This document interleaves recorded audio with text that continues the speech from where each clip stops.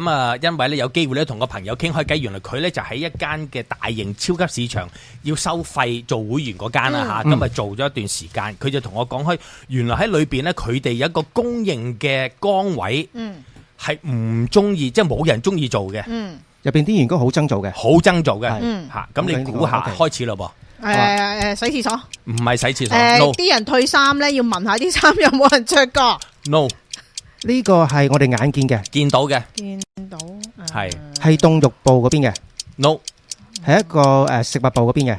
no，係一個貨物部嗰邊嘅。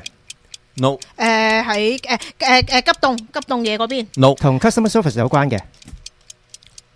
yes。係咪企門口嗰個畫即係畫飛嗰個人？係啦，就點解係畫飛嗰個最簡單嗰個最簡單喎，我都係咁係啦諗。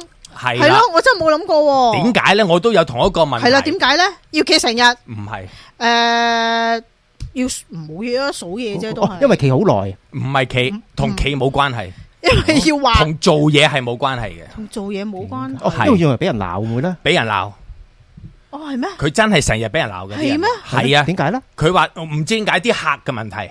但係呢個係一個正常嘅程序啊，離係啊，開嗰個因為啲人過程嚟親啲人家頭都知道係要有咁嘅程序要做噶嘛。但係啲人覺得我嚟個客，我俾咗錢做會員，你仲要 check 我買乜嘢？